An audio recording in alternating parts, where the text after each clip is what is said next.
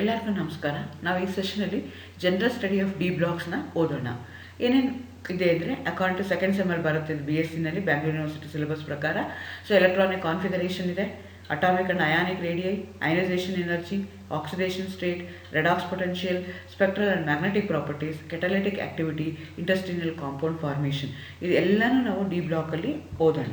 So ನಿಮಗೆ ಗೊತ್ತಿದೆ, ನಮ್ಮ ಇನಾರ್ಗ್ಯಾನಿಕ್ ಕೆಮಿಸ್ಟ್ರಿಯಲ್ಲಿ ನಾವು ಯಾವುದನ್ನು ಬ್ಯಾಕ್ ಬೋನ್ ಅಂತ ಕರಿತೀವಿ ಅಂದರೆ ಪಿರಿಯಾಡಿಕ್ ಟೇಬಲ್ನ ಬ್ಯಾಕ್ ಬೋನ್ ಅಂತ ಕರಿತೀವಿ.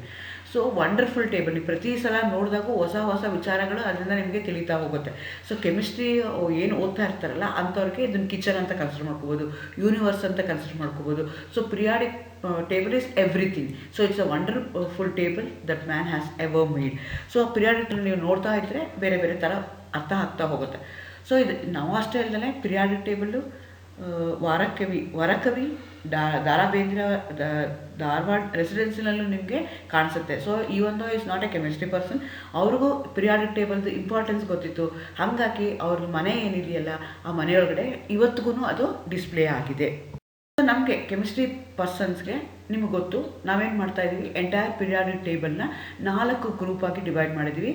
SPDF ಯಾವ ಥರ ಮಾಡಿದ್ದೀವಿ ಅಂದರೆ based on their electronic configuration. Modern periodic law ಏನು ಹೇಳುತ್ತಲ್ಲ ಆ ಬೇಸಿಸ್ ಮೇಲೆ ನಾವೇನು ಮಾಡಿದ್ದೀವಿ, ಅದನ್ನ 4 ಬ್ಲಾಕ್ ಎಲಿಮೆಂಟ್ಸ್ ಆಗಿ ಡಿವೈಡ್ ಮಾಡಿದ್ವಿ. S block elements generally metals ಆಗಿರ್ತವೆ. P ಬ್ಲಾಕ್ ಎಲಿಮೆಂಟ್ಸ್ ಏನಿದೆಯಲ್ಲ ಅವು ನಾನ್ ಮೆಟಲ್ಸು ಮತ್ತು ಮೆಟಲಾಯ್ಡ್ಸ್ ಆಗಿರ್ತವೆ. ಮೆಟಲಾಯ್ಡ್ಸ್ ಅಂದರೆ ಏನು ಅಂದರೆ ಮೆಟಲಿಕ್ ಪ್ರಾಪರ್ಟಿನೂ ಇರುತ್ತೆ, ನಾನ್ ಮೆಟಲಿಕ್ ಪ್ರಾಪರ್ಟಿನೂ ಇರುತ್ತೆ. ಅಂಥ ಎಲಿಮೆಂಟ್ಸ್ಗೆ ನಾವು ಮೆಟಲಾಯ್ಡ್ಸ್ ಅಂತ ಕರಿತೀವಿ. ಸೊ S ಬ್ಲಾಕಲ್ಲಿ ಬರೀ ಮೆಟಲ್ಸ್ ಇರುತ್ತೆ, P ಬ್ಲಾಕಲ್ಲಿ ನಾನ್ ಮೆಟಲ್ಸು ಮತ್ತು ಮೆಟಲಾಯ್ಡ್ಸ್ ಇರುತ್ತೆ. ಆ ಮಧ್ಯದಲ್ಲಿ ಇರುವಂಥದ್ದಕ್ಕೆ ನಾವೇನಂತ ಕರಿತೀವಿ, ಡಿ ಬ್ಲಾಕ್ ಎಲಿಮೆಂಟ್ಸ್ ಅಂತ ಕರಿತೀವಿ, ಅಥವಾ ಟ್ರಾನ್ಸಿಷನ್ ಎಲಿಮೆಂಟ್ಸ್ ಅಂತ ಕರಿತೀವಿ. ಆದರೆ ಕೆಳಗಡೆ ಪಿರಿಯಾಡಿಕ್ ಟೇಬಲಲ್ಲಿ ಕೆಳಗಡೆ ಅಂದರೆ ಇವೆರಡರ ಕೆಳಗಡೆ ನಾವು ಇನ್ನೊಂದು ಬ್ಲಾಕ್ನ ರೆಪ್ರೆಸೆಂಟ್ ಮಾಡ್ತಾ ಇದ್ದೀವಿ. ಅದಕ್ಕೆ ನಾವೇನಂತ ಕರಿತೀವಿ, F ಬ್ಲಾಕ್ ಎಲಿಮೆಂಟ್ಸ್ ಅಂತ ಕರಿತೀವಿ. ಸೊ ನಾನು ಹೇಳಿದೆ, ಇದನ್ನು ಯಾವ ಥರ ಕ್ಲಾಸಿಫಿಕೇಷನ್ ಮಾಡಿದ್ದೀವಿ ನಾವು, based on their electronic configuration, modern periodic law ಥರ ಮಾಡಿದ್ದೀವಿ. ಸೊ ನಿಮ್ಮದು ಎಲೆಕ್ಟ್ರಾನಿಕ್ ಕಾನ್ಫಿಗರೇಷನ್ ಬರೆದಾಗ, ಜನರಲ್ ಎಲೆಕ್ಟ್ರಾನಿಕ್ ಕಾನ್ಫಿಗರೇಷನ್ ಬರೆದಾಗ ಔಟರ್ ಮೋಸ್ಟ್ ಶೆಲ್ ಏನಾದರೂ S ಆರ್ಬಿಟಲಲ್ಲಿ ಇದ್ದರೆ ಅದನ್ನು S ಬ್ಲಾಕ್ ಎಲಿಮೆಂಟ್ಸ್ ಅಂತ ಕರೀತಾರೆ. ಅದೇ ಥರ P ಬ್ಲಾಕಲ್ಲಿ ಇದ್ದರೆ ಅದನ್ನು P ಬ್ಲಾಕ್ ಎಲಿಮೆಂಟ್ಸ್ ಅಂತ ಕರೀತಾರೆ. ಆದರೆ ಡಿ ಬ್ಲಾಕ್ ಅಂದರೆ ಪೆನಲ್ಟಿಮೇಟ್ ಆರ್ಬಿಟಲ್ ಏನಾದರೂ ಡಿ ಆರ್ಬಿಟಲಲ್ಲಿ ಇದ್ದರೆ ಅದನ್ನು ನಾವೇನಂತ ಕರಿತೀವಿ, ಡಿ ಆರ್ಬಿಟಲ್ ಅಂತ ಕರಿತೀವಿ. ಆ್ಯಂಟಿ ಪೆನಾಲ್ಟಿಮೇಟಲ್ಲಿ ಇದ್ದರೆ ಅದನ್ನು F ಬ್ಲಾಕ್ ಎಲಿಮೆಂಟ್ಸ್ ಅಂತ ಕರಿತೀವಿ. Generally S and P combined ಆಗಿ ನಾವು ಅದನ್ನ ಏನಂತ ಕರಿತೀವಿ, ರೆಪ್ರೆಸೆಂಟೇಟಿವ್ ಎಲಿಮೆಂಟ್ಸ್ ಅಥವಾ ನಾರ್ಮಲ್ ಎಲಿಮೆಂಟ್ಸ್ ಅಂತ ಕರಿತೀವಿ. ಯಾಕೆ ಅಂತಂದರೆ ಅದು ಒಂದು ಎಲಿಮೆಂಟ್ನ ಕನ್ಸಿಡರ್ ಮಾಡಿಕೊಂಡ್ರೆ the entire group they going to behave in a similar manner, they going to act as a representative elements of that entire group. ಹಾಗಾಗಿ ಅದನ್ನು ನಾರ್ಮಲ್ ಗ್ರೂಪ್ಸ್ ಅಂತ ಕರಿತೀವಿ, ನಾರ್ಮಲ್ ಎಲಿಮೆಂಟ್ಸು ಇದನ್ನು ರೆಪ್ರೆಸೆಂಟೇಟಿವ್ ಎಲಿಮೆಂಟ್ಸ್ ಅಂತ ಕರಿತೀವಿ. ಸೊ ಈಗ S block ನಾನು metals ಅಂತ ಹೇಳಿದೆ, they have the electronic configuration NS 1 to 2 ಇದೆ. ಅದೇ ಥರ P ಬ್ಲಾಕ್ ಎಲಿಮೆಂಟ್ಸ್ನ ತೊಗೊಂಡ್ರೆ NS2 NP 1 to 6. ಯಾಕೆ ನಾನು 1 to 6 ಬರೆದಿದ್ದೀನಿ ಅಂದರೆ ಬೋರಾನ್ 13 ಗ್ರೂಪ್ನ ತೊಗೊಂಡ್ರೆ ಅಲ್ಲಿ NP1 ಆಗಿರುತ್ತೆ. ಅದೇ ಥರ ಆಕ್ಸಿಜನ್ನ ತೊಗೊಂಡ್ರೆ ಹಾಗೆ ಆ್ಯಡ್ ಆಗ್ತಾ ಹೋಗುತ್ತೆ. ಆಕ್ಸಿಜನ್ನ ತೊಗೊಂಡ್ರೆ 2, 3, 4 ಆಗಿರುತ್ತೆ. ಅದೇ ಥರ ನಿಯಾನ್ನ ತೊಗೊಂಡ್ರೆ 6 ಆಗಿರುತ್ತೆ. ಸೊ ಹಾಗಾಗಿ ನಾವು ಇನರ್ಟ್ ಗ್ಯಾಸ್ ಕಾನ್ಫಿಗರೇಷನ್ ಬರಿತೀವಿ. ಸೊ ಔಟರ್ ಮೋಸ್ಟ್ ಶೆಲ್ ಎಲ್ಲಿದೆ, P ಆರ್ಬಿಟಲ್ಲಿದೆ. Therefore we are going to call them as P block elements. ಅವೆರಡರ ಮಧ್ಯೆ ಇದೆಯಲ್ಲ ಅದಕ್ಕೆ ನಾವೇನಂತ ಕರಿತೀವಿ, ಡಿ ಬ್ಲಾಕ್ ಎಲಿಮೆಂಟ್ಸ್ ಅಂತ ಕರಿತೀವಿ, ಇಲ್ಲಾಂದರೆ ಟ್ರಾನ್ಸಿಷನ್ ಮೆಟಲ್ಸ್ ಅಂತ ಕರಿತೀವಿ. ನಾನು ನಿಮ್ಗೆ ಮುಂಚೆನೇ ಹೇಳಿದೆ, S ಬ್ಲಾಕ್ ಇರೋದೆಲ್ಲ ಮೆಟಲ್ಸ್ ಆಗಿರುತ್ತೆ, P ಬ್ಲಾಕಲ್ಲಿದೆಲ್ಲ ಮೆಟಲಾಯ್ಡ್ಸ್ ಆಗಿರುತ್ತೆ, ಇಲ್ಲಾಂದರೆ ನಾನ್ ಮೆಟಲ್ ಆಗಿರುತ್ತೆ. ಆದರೆ ಮಧ್ಯದಲ್ಲಿರುವಂಥದ್ದು ಇದನ್ನೆಲ್ಲನೂ ಏನಾಗಿರುತ್ತೆ, they are metals. Completely they are metals ಆಗಿರುತ್ತೆ. So they have the electronic configuration NS1 D 1 to 10 NS 1 to 2. ಅದೇ ಥರ ಅದ್ರ ಕೆಳಗಡೆ ನಾವು ಇನ್ನೊಂದು ಪಿರಿಯಾಡಿಕ್ ಟೇಬಲ್ ಇನ್ನೊಂದು ಸೆಟ್ ಆಫ್ ಎಲಿಮೆಂಟ್ಸ್ನ ಕನ್ಸಿಡರ್ ಮಾಡ್ಕೊಂಡಿದ್ವಿ, ಅದನ್ನು F ಬ್ಲಾಕ್ ಎಲಿಮೆಂಟ್ಸ್ ಅಂತ ಕರಿತೀವಿ. Because they have the electronic configuration N-2 F 1 to 14 N-1 D01 NS2. So ಅವ್ರನ್ನ ಇನ್ನರ್ ಟ್ರಾನ್ಸಿಷನ್ ಅಥವಾ ಸಬ್ ಟ್ರಾನ್ಸಿಷನ್ ಎಲಿಮೆಂಟ್ಸ್ ಅಂತ ಕರಿತೀವಿ. ಡಿ ಬ್ಲಾಕ್ ಎಲಿಮೆಂಟ್ಸ್ನ ಟ್ರಾನ್ಸಿಷನ್ ಎಲಿಮೆಂಟ್ಸ್ ಅಂತ ಕರೀತಾರೆ. So we have classified these 4 block of elements based on modern periodic table, modern periodic law or electronic configuration ಮೇಲೆ ಅದನ್ನು ನಾವು ಡಿವೈಡ್ ಮಾಡ್ತಾ ಇದ್ದೀವಿ. ಸೊ ಹಾಗೆ ನಾವು S and P block elements ನೀವು ಆಲ್ರೆಡಿ ಓದಿದ್ದೀರಾ ಫಸ್ಟ್ ಸೆಮ್ಮಲ್ಲಿ. ಈಗ ಡಿ ಬ್ಲಾಕ್ ಎಲಿಮೆಂಟ್ಸ್ನ ಓದ್ತಾ ಇದ್ದೀವಿ. ಯಾಕಂದರೆ ಡಿ ಬ್ಲಾಕ್ ಎಲಿಮೆಂಟ್ಸ್ ಯಾಕೆ ಓದಬೇಕು, what's a speciality about that. So S ಮತ್ತು P ಬ್ಲಾಕ್ ಕಂಪೇರ್ ಮಾಡಿದ್ರೆ ಡಿ ಬ್ಲಾಕಲ್ಲಿ ಬೇಕಾದಷ್ಟು ಸ್ಪೆಷಲ್ ಕ್ಯಾರೆಕ್ಟರಿಸ್ಟಿಕ್ ಇದೆ. ಸೊ ಯೂಸ್ಫುಲ್ ಪ್ರಾಪರ್ಟೀಸ್ ಇದೆ, ನಮಗೆ ಇಂಡಸ್ಟ್ರಿನಲ್ಲಿ ಯೂಸ್ ಆಗ್ಬೋದು, ಡೇ ಟು ಡೇ ಲೈಫಲ್ಲಿ ಯೂಸ್ ಆಗುವಂಥದ್ದು ಇರ್ಬೋದು, ಕಲರ್ ಇರ್ಬೋದು. So they have an unique properties. ಹಾಗಾಗಿ ನಾವು ಡಿ ಬ್ಲಾಕ್ನ ಓದಬೇಕು. ಅದರದ್ದು ಯೂನಿಕ್ ಪ್ರಾಪರ್ಟೀಸ್ ಏನು ಅಂದರೆ they show variable oxidation state. S ಮತ್ತು ಪಿ ಬ್ಲಾಕ್ನ ತೊಗೊಂಡ್ರೆ ವೇರಿಯಬಲ್ ಆಕ್ಸಿಡೇಷನ್ ಸ್ಟೇಟ್ ತೋರಿಸುವಂಥದ್ದು ತುಂಬ ಕಡಿಮೆ. ಆದರೆ ಇಲ್ಲಿ ಎಲ್ಲ D block elements all the elements they going to show variable oxidation state.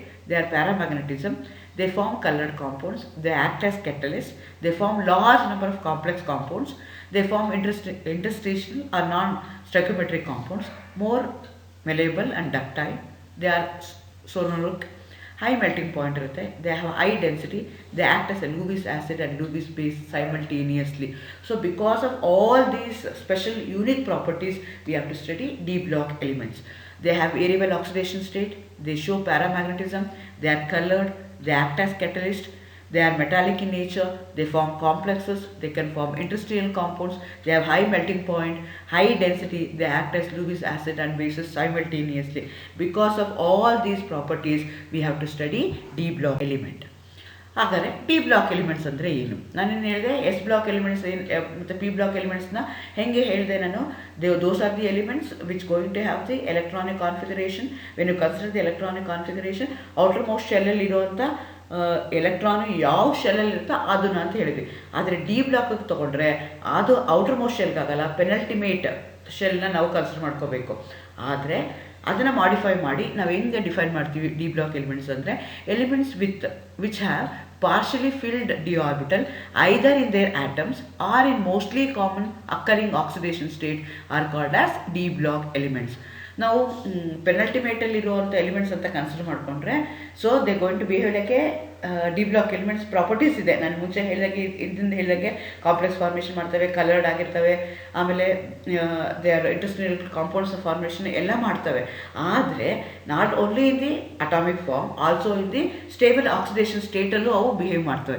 ಹಾಗಾಗಿ ನಾವೇನು ಮಾಡ್ತೀವಿ, ಡಿ ಬ್ಲಾಕ್ ಎಲಿಮೆಂಟ್ಸ್ನ ಹೆಂಗೆ ಡಿಫೈನ್ ಮಾಡ್ತೀವಿ ಅಂದರೆ, elements which have partially filled D orbital either in their atoms or in their most commonly occurring oxidation state. ನಾನು ಹೇಳಿದೆ they going to ಈ oxidation state D block element ಇದೆ, ವೇರಿಯಬಲ್ ಆಕ್ಸಿಡೇಷನ್ ಸ್ಟೇಟ್ ಇದೆ. 1ರಿಂದ ಹಿಡಿದು 7ರ ತನಕ ಆಕ್ಸಿಡೇಷನ್ ಸ್ಟೇಟ್ ಇರುತ್ತಲ್ಲ, ಅದರಲ್ಲಿ ಯಾವುದು ಕಾಮನ್ ಆಗಿರುವಂಥದ್ದು ಸ್ಟೇಬಲ್ ಆಗಿರುವಂಥ ಆಕ್ಸಿಡೇಷನ್ ಸ್ಟೇಟ್ ಇರುತ್ತಲ್ಲ, ಅದರಲ್ಲಿ ಏನಾದರೂ ಪಾರ್ಷಲಿ ಫಿಲ್ಡ್ ಡಿ ಆರ್ಬಿಟಲ್ಸ್ ಇದ್ದರೆ ಅಂಥ ಎಲಿಮೆಂಟ್ಸ್ ನಾವೇನಂತ ಕರಿತೀವಿ, ಡಿ ಎಲಿಮೆಂಟ್ಸ್ ಅಂತ ಕರಿತೀವಿ. ಹಾಗಾದರೆ ಡಿ ಬ್ಲಾಕ್ ಎಲಿಮೆಂಟ್ಸ್ಗೆ ನಾವು ಸ್ಪೆಷಲ್ಲಾಗಿ ಒಂದು ಹೆಸರು ಕೊಟ್ವಿ, ಟ್ರಾನ್ಸಿಷನ್ ಎಲಿಮೆಂಟ್ಸ್ ಅಂತ ಕೊಟ್ವಿ. ಯಾಕೆ ಅಂತಂದರೆ ಅಲ್ಲೇನಾಗ್ತದೆ ಅಂದರೆ, there is a transitional behaviour from highly electropositive S block element to weakly electropositive P block elements are more electronegative elements. ನನಗೆ ಪಿರಿಯಾಡಿಕ್ ಟೇಬಲ್ದು ತೋರಿಸಿದಾಗ S block elements metallic nature ಇರ್ತವೆ, P block elements generally non metallic character ಇರ್ತವೆ. ಇಲ್ಲೇನಾಗ್ತದೆ, transitionally there is a behaviour. ಅಂದರೆ ಏನಾಗ್ತದೆ, ಒಂದು ಕಡೆಯಿಂದ ಇನ್ನೊಂದು ಕಡೆಗೆ ಅದು ಟ್ರಾನ್ಸಿಷನ್ ಆಗ್ತಾ ಇದೆ. Therefore these elements we are going to call it as transition elements. They going to show the transitional behaviour from electropositive nature to electronegative nature. And that transition ಆಗುತ್ತಲ್ಲ, ಅಂಥ ಎಲಿಮೆಂಟ್ಸ್ಗೆ ನಾವೇನಂತ ಕರಿತೀವಿ, ಡಿ ಬ್ಲಾಕ್ ಎಲಿಮೆಂಟ್ಸ್ ಅಂತ ಕರಿತೀವಿ. ಹಂಗೆ ಅವಕ್ಕೆ ನಾವು ಸ್ಪೆಷಲ್ಲಾಗಿ ಟ್ರಾನ್ಸಿಷನ್ ಮೆಟಲ್ಸ್ ಅಂತ ಹೆಸರನ್ನ ಕೊಟ್ಟಿದ್ದೀವಿ. ಸೊ ಹಾಗಾದರೆ ಅದರದ್ದು ಸ್ಪೆಷಲ್ ಪ್ರಾಪರ್ಟಿ ನಾನು ಹೇಳಿದೆ, ಟ್ರಾನ್ಸಿಷನ್ ಆಗ್ತಾ ಇದೆ ಅಂತ. ಯಾವ್ಯಾವ ಟ್ರಾನ್ಸಿಷನ್ ಆಗ್ತಿದೆ? ನೀವು ಎಸ್ ಬ್ಲಾಕ್ ಎಲಿಮೆಂಟ್ಸ್ನ ತೊಗೊಂಡ್ರೆ ಅವರು ಅಯಾನಿಕ್ ಕಾಂಪೌಂಡ್ ಇರ್ತವೆ, forming metallic metals, oxides are basic in nature. S block ಎಲಿಮೆಂಟ್ಸ್ನ ತೊಗೊಂಡ್ರೆ ಅಯಾನಿಕ್ ಆಗಿರುತ್ತೆ, ಮೆಟಲ್ಸ್ ಆಗಿರ್ತವೆ, ಆಕ್ಸೈಡ್ಸ್ ಏನಾಗುತ್ತಲ್ಲ ಅದ್ರ ಅಯಾನಿಕ್ ಕಾಂಪೌಂಡ್ ಆಕ್ಸೈಡ್ ಏನು ಫಾರ್ಮೇಷನ್ ಆಗುತ್ತಲ್ಲ ಅವು ಬೇಸಿಕ್ ಇರುತ್ತೆ. ಅದೇ ಥರ ಪಿ ಬ್ಲಾಕ್ನ ತೊಗೊಂಡ್ರೆ they are covalent compounds forming elements. ಇಲ್ಲಿ ಮೆಟಲ್ಸ್ನ ಫಾರ್ಮ್ ಮಾಡ್ತವೆ, ಅಲ್ಲಿ ಎಲಿಮೆಂಟ್ಸ್ನ ಫಾರ್ಮ್ ಮಾಡ್ತವೆ. ಈ ಆಕ್ಸೈಡ್ಸು ಬೇಸಿಕ್ ಆಗಿರುತ್ತೆ, whereas P block elements oxides acidic ಆಗಿರುತ್ತೆ. ಸೊ ಇದು ಏನಾಗ್ತದೆ, ಒಂದು ಎಕ್ಸಾಕ್ಟ್ಲಿ ಆಪೋಸಿಟ್ ಫಾರ್ಮಲ್ಲಿ ಪಿ ಬ್ಲಾಕಲ್ಲಿ ಆಗ್ತಾ ಇದೆ. ನೀವು ಅದೇ ಡಿ ಬ್ಲಾಕ್ನ ತೊಗೊಂಡ್ರೆ they show the transition behaviour between S and P block elements. Elements in their lower oxidation states show ionic property. They are going to behave like S block elements. Whereas in their higher oxidation state, they are going to behave like a covalent compound. There is a transition from ionic S character to non-ionic P character. So there is a transition that we are going to call it as a D block element. Therefore we are going to call them as transition metals. ಇಲ್ಲಿ ionic ಇರುತ್ತೆ, S block elements, P block elements covalent ಇರುತ್ತೆ. ಆದರೆ D block ಅಲ್ಲಿ ಏನಾಗುತ್ತೆ, lower oxidation state ಅಲ್ಲಿ ionic ಇರುತ್ತೆ, higher oxidation state ಅಲ್ಲಿ ಅವು covalent compounds ಆಗಿರುತ್ತೆ. ಅದೇ ಥರ ನೀವು ಎಫ್ ಬ್ಲಾಕ್ನ ಎಲಿಮೆಂಟ್ಸ್ನ ತೊಗೊಂಡ್ರೆ they are inner transition elements +3 compounds are coloured. ಅಂಥದಕ್ಕೆ ನಾವೇನಂತ ಕರಿತೀವಿ, ಎಫ್ ಬ್ಲಾಕ್ ಎಲಿಮೆಂಟ್ಸ್ ಅಂತ ಕರಿತೀವಿ. ನೀವು ಕೇರ್ಫುಲ್ಲಾಗಿ ಅಬ್ಸರ್ವ್ ಮಾಡಿ, ನಾನು ಇಲ್ಲಿ ಏನು ಮಾಡಿದ್ದೀನಿ, ಎಸ್ಸು ಮತ್ತು ಪಿನ ಕಲರ್ಲೆಸ್ ಇಟ್ಟಿದ್ದೀನಿ, ಆದರೆ ಡಿನ ಏನು ಮಾಡಿದ್ದೀನಿ, ಕಲರ್ಡ್ ಇಟ್ಟಿದ್ದೀನಿ. ಯಾಕೆಂದರೆ all D block element compounds ಅಥವಾ ಎಲಿಮೆಂಟ್ಸ್ ಏನು ಫಾರ್ಮೇಷನ್ ಆಗುತ್ತಲ್ಲ, they are highly coloured in nature, therefore we are going to call them as, that's why I have given that as D. ಇದು ನಾವು ಹೇಗೆ ಕಂಪೇರ್ ಮಾಡ್ಕೋಬೋದು ಅಂತಂದರೆ, ಒಂದು ಬ್ರೆಡ್ ಸ್ಲೈಸ್ನ ತೊಗೊಳ್ಳಿ, 2 ಬ್ರೆಡ್ ಸ್ಲೈಸ್ನ ತೊಗೊಳ್ಳಿ, ಒಂದು ತಿಕ್ಕಾಗಿದೆ, ಇನ್ನೊಂದು ತಿನ್ನಾಗಿದೆ ಅಂತ ತಿಳ್ಕೊಳ್ಳಿ. ಸೊ ಎಸ್ ಬ್ಲಾಕಲ್ಲಿ ಏನಾಗ್ತಿದೆ, 2 ಗ್ರೂಪ್ಸ್ ಇದೆ, ಹಾಗಾಗಿ ಅದು ತಿನ್ನಾಗಿದೆ. ಪಿ ಬ್ಲಾಕಲ್ಲಿ ಏನಾಗಿದೆ, ಸ್ವಲ್ಪ ತಿಕ್ಕಾಗಿದೆ, because you are going to have 5 to 6 block elements ಇರುತ್ತೆ. ಅವೆರಡರ ಮಧ್ಯೆ ಏನಿದೆಯಲ್ಲ, ಅದಕ್ಕೆ ನಾನು ಜಾಮ್ನ ಹಾಕಿದ್ದೀನಿ ಅಂತ ಇಟ್ಕೊಳ್ಳೋಣ. ಸೊ ಅದನ್ನು ತಿಂತೀನಲ್ಲ, ಆ ಸ್ಯಾಂಡ್ವಿಚ್ ಟೈಪ್ ಇರುತ್ತಲ್ಲ, ಅಂಥದಕ್ಕೆ ನಾನು ಏನಂತ ಕರಿಬೋದು, ಪಿರಿಯಾಡಿಕ್ ಟೇಬಲ್ ಅಂತ ಕರಿಬೋದು. ಯಾವುದು ಸಣ್ಣದಾಗಿ ಸ್ಲೈಸ್ ಆಗಿರುತ್ತಲ್ಲ, ಅದು ಎಸ್ ಬ್ಲಾಕ್ ಎಲಿಮೆಂಟ್ಸು, ತಿಕ್ಕಾಗಿರೋದು ಪಿ ಬ್ಲಾಕ್ ಎಲಿಮೆಂಟ್ಸು. ಅವೆರಡರ ಮಧ್ಯೆ ನನಗಿದೆಯಲ್ಲ, ಕಲರ್ಡ್ ಇದೆಯಲ್ಲ, ಜಾಮ್ ಹಾಕೋಬೋದು, ಅಥವಾ ನನಗೆ ಉಪ್ಪಿನಕಾಯಿ ಬೇಕಾದ್ರೆ ಹಾಕೋದು, ಬೇರೆ ಏನು ಬೇಕಾದ್ರೆ ಹಾಕೋದು, ಕಲರ್ಡ್ ಹಾಕ್ಕೊಂಡು ತಿಂತೀವಿ ನಾವು. ಸೊ ಹಾಗಾಗಿ ಡಿ ಬ್ಲಾಕ್ ಎಲಿಮೆಂಟ್ಸು ಕಲರ್ಡ್ ಇದೆ, ಹಾಗಾಗಿ ನಾನು ಕಲರ್ ಹಾಕಿದ್ದೀನಿ. ಹಾಗಾದರೆ ಎಫ್ ಬ್ಲಾಕ್ ಎಲಿಮೆಂಟ್ಸ್ ಇರಲ್ವಾ ಅಂತ, ಓನ್ಲಿ +3 ಕಾಂಪೌಂಡ್ಸು, +3 ಆಕ್ಸಿಡೇಷನ್ ಸ್ಟೇಟಲ್ಲಿ ಕಾಂಪೌಂಡ್ಸ್ ಮಾತ್ರ ಕಲರ್ ಆಗಿರುತ್ತೆ, ಹಾಗಾಗಿ ನಾನು ಅದನ್ನು ಅಲ್ಲಿ ಹಾಕಿದ್ದೀನಿ. ಸೊ ಹಾಗಾದರೆ 3D ಸೀರೀಸ್ ಯಾವ್ಯಾವ ಎಲಿಮೆಂಟ್ಸ್ ಇರುತ್ತೆ. ಸೊ ನಾನು ಡಿ ಬ್ಲಾಕ್ ಎಲಿಮೆಂಟ್ಸ್ ಹೇಳಿದೆ, ಡಿ ಬ್ಲಾಕ್ ಎಲಿಮೆಂಟ್ಸ್ ನಾವು 3 ಭಾಗವಾಗಿ ಮಾಡ್ತೀವಿ, 3D series, 4D series and 5D series. 3D series ಮಾತ್ರ ನಿಮ್ಮ ಸಿಲೆಬಸ್ ಪ್ರಕಾರ ಓದ್ತೀರಾ.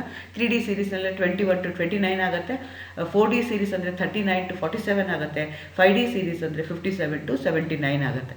So 3D series scandium, titanium, vanadium, chromium, manganese, iron, cobalt, nickel, copper. ಈ ಎಲಿಮೆಂಟ್ಸ್ದು ನಂಬರು ಗೊತ್ತಿರಬೇಕು, ಅಟಾಮಿಕ್ ನಂಬರು ಗೊತ್ತಿರಬೇಕು, ಅದರದ್ದು ಸಿಂಬಲ್ಸು ಗೊತ್ತಿರಬೇಕು, ಆರ್ಡ್ರ್ ಯಾವ ಆರ್ಡ್ರಲ್ಲಿ ಹೋಗುತ್ತೆ ಅನ್ನೋದು ನಿಮಗೆ ಗೊತ್ತಿರಬೇಕು. ಮತ್ತೆ ಹೇಳ್ತೀನಿ, scandium, titanium, vanadium, chromium, manganese, iron, cobalt, nickel and copper. So ಇದಕ್ಕೆಲ್ಲ ನಾವೇನಂತ ಕರಿತೀವಿ, 3D ಸೀರೀಸ್ ಅಂತ ಕರಿತೀವಿ. ನಿಮ್ಮ ಸಿಲೆಬಸ್ ಪ್ರಕಾರ ನೀವು ಬರೀ 3D ಸೀರೀಸ್ ಮಾತ್ರ ಓದ್ತಾ ಹೋಗ್ತೀರ. So scandium, titanium, vanadium, chromium, manganese, iron, cobalt, nickel and copper. So ಇದೆಲ್ಲನೂ ನೀವು 1 or the other form every day ಅದನ್ನ ಏನು ಮಾಡ್ತಿರ್ತೀರಾ, ಯೂಸ್ ಮಾಡ್ತಾ ಇರ್ತೀರಾ. ಸೊ ಅದಕ್ಕೆ ಪಿಕ್ಚರ್ ಪ್ರಕಾರ ನಾನು ಹಾಕೊಳ್ತಾ ಹೋಗ್ತಾ ಇದ್ದೀನಿ, ಹೇಗಿದೆ, ಹೇಗೆ ಕಾಣಿಸೆ ಅಂತ. ಸೊ ಅದರದ್ದು ಕ್ಯಾರೆಕ್ಟರಿಸ್ಟಿಕ್ಸ್ಗೆ ಬಂದರೆ, ಈಗ ನಮ್ಗೆ ಗೊತ್ತಾಯಿತು ಡಿ ಬ್ಲಾಕ್ ಎಲಿಮೆಂಟ್ಸ್ ಅಂದರೆ ಏನು ಅಂತ ಗೊತ್ತಾಯಿತು, ಯಾಕೆ ಓದಬೇಕು ಅಂತ ಗೊತ್ತಾಯಿತು. So there is a transitional behaviour from S to P block element ಆಯಿತು. ಸೊ ಅದರದ್ದು ಫೀಚರ್ಸ್ ಏನಿದೆ ಅಂದರೆ, they're highly metallic in nature. S block elements metallic nature ಇದೆ, ಅದೇ ಥರ D block elements metallic nature ಇದೆ. ಯಾಕಿದೆ ಅಂದರೆ, all transition elements are metallic in nature. They exhibit typical metallic properties such as lustre, high tensile strength, ductability, malleability, high thermal and electrical conductivity.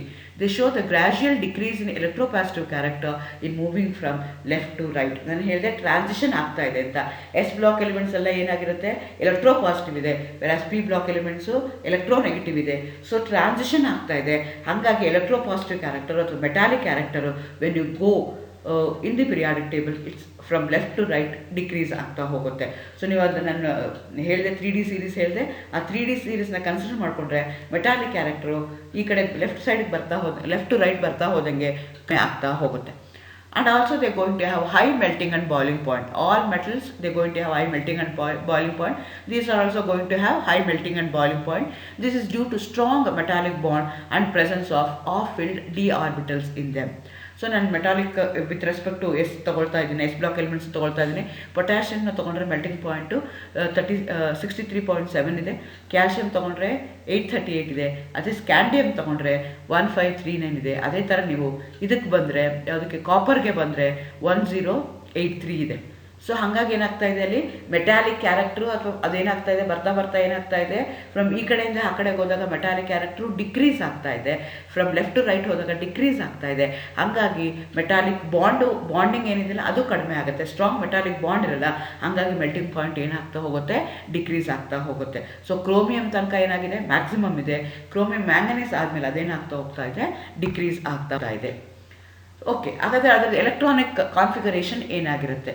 So electronic configuration, general electronic configuration of D block elements ಏನಾಗಿರುತ್ತೆ ಅಂದರೆ, inert gas N-1, D 1 to 10 ಇರುತ್ತೆ, N S 1 to 2 ಇರುತ್ತೆ. ಇದಕ್ಕೆ penultimate ಅಂತ ಕರಿತೀವಿ. Outer most shell ಆದಮೇಲೆ ಅದು valence shell ಇರುತ್ತೆ, ಅದರ ನೆಕ್ಸ್ಟ್ ಶೆಲ್ ಇರುತ್ತಲ್ಲ N-1ಗೆ ನಾವೇನಂತ ಕರಿತೀವಿ, ಪೆನಲ್ಟಿಮೇಟ್ ಶೆಲ್ ಅಂತ ಕರಿತೀವಿ. So penultimate shell -1 D 1 to 10 ಆಗಿರುತ್ತೆ. ಅದನ್ನು ನಾನು ನಿಮ್ಗೆ ಹೇಳಿದೆ 3D ಸೀರೀಸ್ ಮಾತ್ರ ನೀವು ಓದ್ತೀರಾ ಅಂತ. 3D ಸೀರೀಸ್ಗೆ ಆರ್ಗಾನ್ ಇನ್ನರ್ ಗ್ಯಾಸ್ ಇರುತ್ತೆ. So argon 3D 1 to 10, 4s 1 to 2. This is general electron configuration of D block 3D series. So ನಾವು ಇಲ್ಲಿ ಅಬ್ಸರ್ವ್ ಮಾಡ್ಕೊಳ್ಳಿ, ನಾನು ಹೇಳಿದೆ scandium, titanium, vanadium, chromium, manganese, iron, cobalt, nickel, copper, zinc. So electronic ಕಾನ್ಫಿಗರೇಷನ್ನ ತಗೊಳ್ತಾ ಹೋದರೆ ನಾನು ಔಟರ್ ಮೋಸ್ಟ್ ಶೆಲ್ಸ್ ಮಾತ್ರ ಬರಿತಾ ಇದ್ದೀನಿ. 3D1 4s2 ಯಾವುದು ಸ್ಕ್ಯಾಂಡಿಯಮ್. ಟೈಟಾನಿಯಮ್ಗೆ ಏನಾಯಿತು, ಒಂದು ಎಕ್ಸ್ಟ್ರಾ ಅಟಾಮಿಕ್ ನಂಬರ್, ಒಂದು ಎಲೆಕ್ಟ್ರಾನ್ ಜಾಸ್ತಿ ಆಯಿತು, 3D2 4s2. ವೆರಡಿಯಮ್ ಬಂದರೆ 23 ಇದೆ, 3D3 4s2 ಆಯಿತು. ಆದರೆ ಕ್ರೋಮಿಯಮ್ ಬಂದರೆ ಕೇರ್ಫುಲ್ಲಾಗಿ ಅಬ್ಸರ್ವ್ ಮಾಡ್ಕೊಳ್ಳಿ, ಹಾಗಾಗಿ ಸ್ವಲ್ಪ ನಾನು ಬೋಲ್ಡಾಗಿ ಅಲ್ಲಿ ಹಾಕಿದ್ದೀನಿ, 3D5 4s1 ಆಗಿದೆ. ಇದು ಯಾಕೆ ಅಂದರೆ ನಿಮ್ಗೆ ಗೊತ್ತು ಆಲ್ರೆಡಿ, ಆ ಫೀಲ್ಡ್ ಇತ್ತು ಅಂತಂದರೆ they will become more stable. ಈಗ ಇದು 3D4 4s2 ತೊಗೊಂಡಿದ್ರೆ ಅದೇನಾಗ್ತಿತ್ತು, ಸ್ಟೆಬಿಲಿಟಿ ಇರ್ತಿರ್ಲಿಲ್ಲ. ಆ ಎಕ್ಸ್ಟ್ರಾ ಸ್ಟೆಬಿಲಿಟಿ ಯಾವಾಗ ಬರುತ್ತೆ ಅಂದರೆ ಆ ಫೀಲ್ಡ್ ಇದ್ದರೆ. ಈಗ 3Dಗೆ ಒಟ್ಟು 10 3D divided to 5 sub division, sub shells ಆಗಿ ಡಿವೈಡ್ ಆಗುತ್ತೆ. ಆ 5 ಸಬ್ ಶೆಲ್ಸಲ್ಲಿ ಒಂದೊಂದು ಎಲೆಕ್ಟ್ರಾನ್ ಇದ್ದರೆ ಅದನ್ನು ಆಫ್ ಫೀಲ್ಡ್ ಅಂತ ಕರಿತೀವಿ. Maximum it can have 10 electrons, ಅದರಲ್ಲಿ 5 ಇತ್ತು ಅಂದರೆ ಅವಾಗ ಅದನ್ನು ಆಫ್ ಫೀಲ್ಡ್ ಅಂತ ಕರಿತೀವಿ. ಅದೇ ಥರ s can have maximum 2 electron, ಅದರಲ್ಲಿ 1 ಇತ್ತು ಅಂದರೆ ಆಫ್ ಫೀಲ್ಡ್ ಅಂತ ಕರಿತೀವಿ. ಸೊ ನೀವು ಕ್ರೋಮಿಯಮ್ನ ತೊಗೊಂಡ್ರೆ 3D5 4s1 ಬರಿತೀವಿ ಎಲೆಕ್ಟ್ರಾನಿಕ್ ಕಾನ್ಫಿಗರೇಷನ್ನು. ಯಾಕೆ ಅಂದರೆ 3D5 ಆಫ್ ಫೀಲ್ಡ್ ಇದೆ, 4s1 ಆಫ್ ಫೀಲ್ಡ್ ಇದೆ. ಹಾಗಾಗಿ they going to gain extra stability, therefore there is a change in electronic configuration. Similarly, you are going to have the electronic configuration change in copper also. So 29 ಈಗ ನಿಕ್ಕಲ್ಗೆ ತೊಗೊಂಡ್ರೆ 28 ಇದೆ, 3D8 4s2 ಬರಿತೀವಿ. ಆದರೆ ಕಾಪರ್ಗೆ ತೊಗೊಂಡ್ರೆ 29 ಇದೆ, again of field ಆಗಬೇಕು ಅಥವಾ completely field ಆಗಬೇಕು. ಸೊ ಹಾಗಾಗಿ 3D10 4s1 ಮಾಡ್ತೀವಿ. ಸೊ ಇಲ್ಲೇನಾಗ್ತಿದೆ, ಡಿದು ಕಂಪ್ಲೀಟ್ಲಿ ಫೀಲ್ಡ್ ಆಗಿದೆ, ಎಸ್ ಆರ್ಬಿಟಲು ಆಫ್ ಫೀಲ್ಡ್ ಆಗಿದೆ. ಹಾಗಾಗಿದೆ going to have extra stability. ಈ ಎಕ್ಸ್ಟ್ರಾ ಸ್ಟೆಬಿಲಿಟಿ ಹೇಗೆ ಬರುತ್ತೆ ಅಂದರೆ ಸಿಮೆಟ್ರಿಕ್ ಡಿಸ್ಟ್ರಿಬ್ಯೂಷನ್ ಆಫ್ ಎಲೆಕ್ಟ್ರಾನ್ಸ್ ಆಗುತ್ತೆ, which allows the maximum exchange of electron, which makes the system more stable. So ಬೇರೆಯವ್ರ ಜೊತೆಗೆ ಎಕ್ಸ್ಚೇಂಜ್ ಮಾಡ್ಕೊಳ್ಳೋಕ್ಕೋ ರಿಯಾಕ್ಷನ್ ಆಗೋದಕ್ಕೋ ಎಕ್ಸ್ಟ್ರಾ ಸ್ಟೆಬಿಲಿಟಿ ಪ್ರೊವೈಡ್ ಮಾಡುತ್ತೆ ಬಿಕಾಸ್ ಆಫ್ ಸಿಮೆಟ್ರಿಕ್ ಡಿಸ್ಟ್ರಿಬ್ಯೂಷನ್. ಹಾಗಾಗಿ ಎಲೆಕ್ಟ್ರಾನಿಕ್ ಕಾನ್ಫಿಗರೇಷನ್ನು ಎರಡರದ್ದು ಚೇಂಜ್ ಆಗುತ್ತೆ. ಸೊ ಎಲ್ಲರದ್ದು ಎಲೆಕ್ಟ್ರಾನಿಕ್ ಕಾನ್ಫಿಗರೇಷನ್ ಏನಾಗುತ್ತೆ, N-1 D 1 to 10 4s 1 to 2 ಇರುತ್ತೆ. ಆದರೆ ಕ್ರೋಮಿಯಮ್ಗೆ ಮತ್ತು ಕಾಪರ್ಗೆ ಮಾತ್ರ ಏನಾಗುತ್ತೆ, ಚೇಂಜ್ ಆಗುತ್ತೆ ಬಿಕಾಸ್ ಆಫ್ ಫೀಲ್ಡ್ ಅಥವಾ ಕಂಪ್ಲೀಟ್ಲಿ ಫೀಲ್ಡ್ 3D ಸೀರೀಸ್ ಇದ್ದರೆ it going to attain the extra stability. ಹಾಗಾಗಿ ಏನಾಗುತ್ತೆ, ಅಲ್ಲಿ ಎಲೆಕ್ಟ್ರಾನಿಕ್ ಕಾನ್ಫಿಗರೇಷನ್ನು ಜಾಸ್ತಿ ಆಗಿರುತ್ತೆ. ಸೊ ನೆಕ್ಸ್ಟ್ ಪ್ರಾಪರ್ಟಿ ತೊಗೊಂಡ್ರೆ ಅಯನೈಸೇಷನ್ ಎನರ್ಜಿ. ನಿಮಗೆ ಗೊತ್ತು ಅಯನೈಸೇಷನ್ ಎನರ್ಜಿ ಅಂದರೆ ಏನು, it's an energy released when an electron is removed from the outer most shell of an electron in a gaseous form, gaseous neutral atom ಇಂದ ಒಂದು ಎಲೆಕ್ಟ್ರಾನ್ನ remove ಮಾಡೋಕ್ಕೆ ಎಷ್ಟು ಎನರ್ಜಿ ಬೇಕಾಗುತ್ತಲ್ಲ, that energy we are going to call it as ionisation energy. Energy required to remove an electron from a neutral gaseous atom. The energy required to remove, ಎನರ್ಜಿನ remove ಮಾಡೋದಕ್ಕೆ, ಒಂದು ಎಲೆಕ್ಟ್ರಾನ್ನ ರಿಮೂವ್ ಮಾಡೋಕ್ಕೆ ಏನು energy ಬೇಕಲ್ಲ, ಆ ಎನರ್ಜಿಗೆ ಏನಂತ ಕರಿತೀವಿ ನಾವು, ಟ್ರಾನ್ಸಿಷನ್ ಎನರ್ಜಿ ಅಂತ ಕರಿತೀವಿ. ಆ ಎನರ್ಜಿ ಏನಾಗ್ತಾ ಇದೆ ಅಂದರೆ ಡಿ ಬ್ಲಾಕ್ ಎಲಿಮೆಂಟ್ಸಲ್ಲಿ higher than that of S block elements, lower than that of P block elements. ನಾನು ಮುಂಚೆನೇ ಹೇಳಿದಂಗೆ ದರ್ ಇಸ್ ಎ ಟ್ರಾನ್ಸಿಷನ್ ಆಗ್ತಾ ಇದೆ, ಎಸ್ ಟು ಪಿ ಆಗಿದೆ. ಎಸ್ಗಿನ್ನ ಜಾಸ್ತಿ ಇರುತ್ತೆ, ಪಿಗಿನ್ನ ಕಡಿಮೆ ಇರುತ್ತೆ. ಸೊ ನಾನಿಲ್ಲಿ 3D ಸೀರೀಸ್ನ ತೊಗೊಂಡಿದ್ದೀನಿ. First ionisation energy, second ionisation energy, third ionisation ತೊಗೊಂಡಿದ್ದೀನಿ. ಫಸ್ಟ್ ಅಯನೈಸೇಷನ್ ಎನರ್ಜಿ ಅಂದರೆ ಒಂದು ಎಲೆಕ್ಟ್ರಾನ್ ರಿಮೂವ್ ಮಾಡೋಕ್ಕೆ ಏನು ಎನರ್ಜಿ ಬೇಕಾಗುತ್ತಲ್ಲ, ಆ ಎನರ್ಜಿಗೆ ನಾನೇಂತ ಕರಿತೀನಿ, ಫಸ್ಟ್ ಅಯನೈಸೇಷನ್ ಎನರ್ಜಿ ಅಂತ ಕರಿತೀನಿ. ಅದೇ ಥರ ಎರಡು ಎಲೆಕ್ಟ್ರಾನ್ನ ರಿಮೂವ್ ಮಾಡೋಕ್ಕೆ ಏನು ಎನರ್ಜಿ ಬೇಕಲ್ಲ, ಅದಕ್ಕೆ ಸೆಕೆಂಡ್ ಅಯನೈಸೇಷನ್ ಎನರ್ಜಿ ಅಂತ ಕರಿತೀನಿ. ಅದೇ ಥರ 3 ಎಲೆಕ್ಟ್ರಾನ್ನ ರಿಮೂವ್ ಮಾಡಿದಾಗ ಏನು ಎನರ್ಜಿ ಬೇಕಾಗುತ್ತಲ್ಲ, ಅದಕ್ಕೆ ಏನಂತ ಕರಿತೀನಿ, ಥರ್ಡ್ ಅಯನೈಸೇಷನ್ ಎನರ್ಜಿ ಅಂತ ಕರಿತೀನಿ. ಸೊ ನಾನು 3D ಸೀರೀಸ್ದು ಇಲ್ಲೇನು ಮಾಡ್ತಾ ಇದ್ದೀನಿ, ನಿಮಗೆ ಪಿಕ್ಚರ್ನ ಹಾಕಿದ್ದೀನಿ, ಕೇರ್ಫುಲ್ಲಾಗಿ ಅಬ್ಸರ್ವ್ ಮಾಡಿ ಏನು ಆಗ್ತಾ ಇದೆ ಅದರೊಳಗಡೆ ಅಂತ.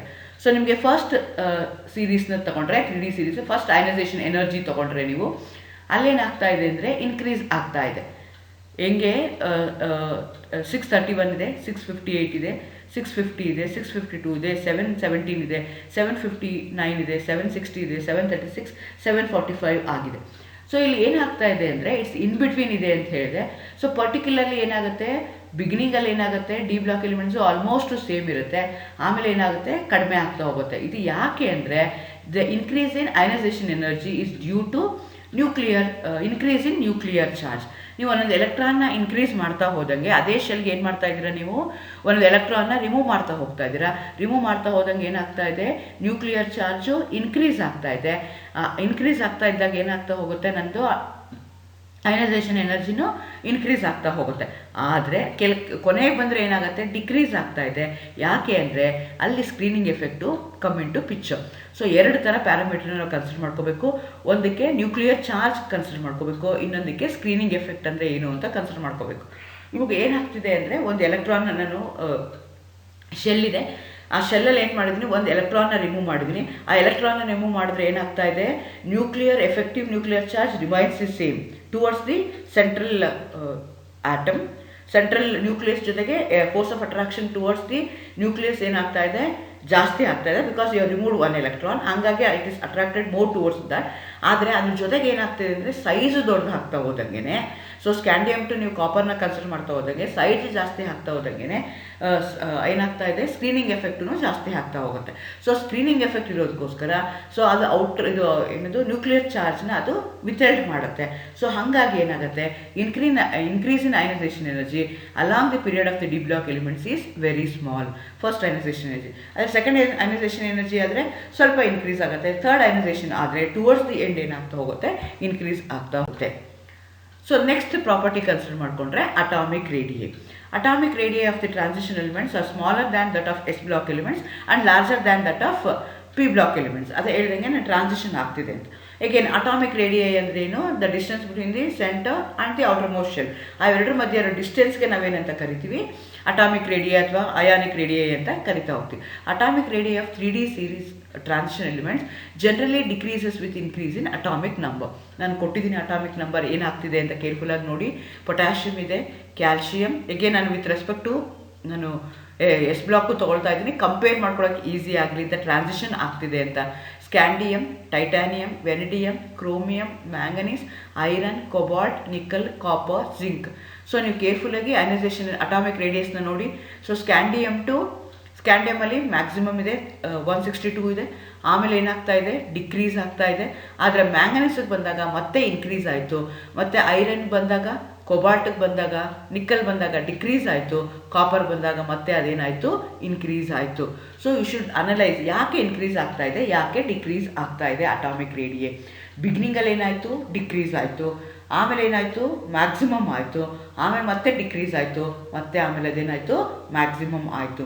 ಯಾಕೆ ಅಂತಂದರೆ, ನೀವು ನಾನು ಮುಂಚೆನೇ ಹೇಳಿದಾಗೆ ಒಂದೊಂದು ಎಲೆಕ್ಟ್ರಾನ್ ಏನು ಮಾಡ್ತಾಯಿದ್ದೀರಾ, ಸ್ಕ್ಯಾಂಡಿಯಮ್ಗೂ ಟೈಟಾನಿಯಮ್ಗೂ ಏನು ಮಾಡ್ತಾ ಇದ್ದಾರೆ, ಸೇಮ್ ಸಬ್ಶೆಲ್ಲಲ್ಲಿದೆ. ಒಂದು ಎಕ್ಸ್ಟ್ರಾ ಎಲೆಕ್ಟ್ರಾನ್ನ ನೀವು ಅಲ್ಲಿಗೆ ಆ್ಯಡ್ ಮಾಡ್ತಾ ಇದ್ದೀರಾ ಅಂದರೆ ಏನಾಯಿತು, ನ್ಯೂಕ್ಲಿಯರ್ ಚಾರ್ಜ್ ಏನಾಗ್ತಾ ಹೋಯಿತು, ಇನ್ಕ್ರೀಸ್ ಆಗ್ತಾ ಹೋಯಿತು. Again that going to act with a shielding effect ಇದೆ. ಸೊ ಎರಡು ಏನಾಗ್ತಾ ಇದೆ, they are contradicting with each other. ಹಾಗಾಗಿ ಏನಾಗ್ತಾ ಇದೆ ಅಂದರೆ, ಯಾವುದೋ ಒಂದು ಕ್ರೋಮಿಯಮ್ಗೆ ಹೋದಾಗ ಏನಾಯಿತು, ನಿಮಗೆ ಅಲ್ಲಿ ಡಿಕ್ರೀಸ್ ಆಗುತ್ತೆ. After chromium increased nuclear charge counterbalanced by the increased shielding effect of the 3D orbital. Therefore, atomic radii remains practically constant. So at the end of the series ಏನಾಗ್ತಾ ಹೋಗಿದೆ, ರಿಪಲ್ಸಿವ್ ಫೋರ್ಸಸ್ ಅಲ್ಲೇನಾಗ್ತದೆ, same ಸಬ್ಶೆಲ್ಲೇ ಇದೆ, ಎಲೆಕ್ಟ್ರಾನ್ನ add ಮಾಡ್ತಾ ಇದ್ದೀರಾ, they are very close to each other. ಹಾಗಾಗಿ ಏನಿರುತ್ತೆ, they try to repel each other. So ಆ ರಿಪಲ್ಷನ್ನ ಅವಾಯ್ಡ್ ಮಾಡೋದಕ್ಕೆ they going to use some amount of energy. Therefore there is an increase in the atomic radii. Similarly, ionic radii decreases with increase in oxidation state. For the same oxidation state of ionic radii decreases with increase in nuclear charge. So atomic radii of the 3D series ಏನಾಗುತ್ತೆ, first decrease ಆಗುತ್ತೆ, ಆಮೇಲೆ practically constant ಆಗಿ ಉಳ್ಕೊಳ್ಳುತ್ತೆ. At the end ಏನಾಗುತ್ತೆ, ಅದು increase ಆಗುತ್ತೆ. So next property ತೊಗೊಂಡ್ರೆ oxidation state of, again I am considering only about the 3D series of transition elements ಮಾತ್ರ consider ಮಾಡ್ಕೊಳ್ತಾ ಇದ್ದೀನಿ. ನಾನು ಮುಂಚೆನೇ ಹೇಳಿದಂಗೆ they going to have variable oxidation state. So scandium ತೊಗೊಂಡ್ರೆ +3 ಇದೆ. ನಾನು ಸ್ಟೇಬಲ್ ಆಕ್ಸಿಡೇಷನ್ ಸ್ಟೇಟ್ನ ಕಲರಲ್ಲಿ ಹಾಕ್ಕೊಂಡಿದ್ದೀನಿ.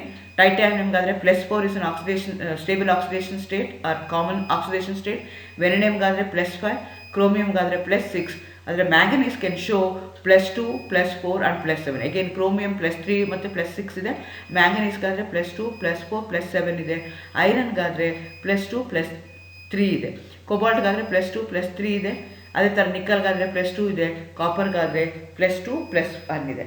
ಸೊ ಹಿಂಗೇನಾಗ್ತಾ ಹೋಗುತ್ತೆ, ವೇರಿಯಬಲ್ ಆಕ್ಸಿಡೇಷನ್ ಸ್ಟೇಟು ಯಾಕಿದೆ ಅಂತಂದರೆ, ಸೊ ನಾವು ಏನು ಬರೆದ್ವಿ, ಎನ್ನಿಂದನೂ ನಾನು ಎಲೆಕ್ಟ್ರಾನ್ನ ರಿಮೂವ್ ಮಾಡ್ಬೋದು, ಎಸ್ ಇಂದನೂ ನಾನು ಎಲೆಕ್ಟ್ರಾನ್ ರಿಮೂವ್ ಮಾಡ್ಬೋದು, N-1 D ಇಂದನೂ ನಾನು ಎಲೆಕ್ಟ್ರಾನ್ಸ್ನ ರಿಮೂವ್ ಮಾಡ್ಬೋದು.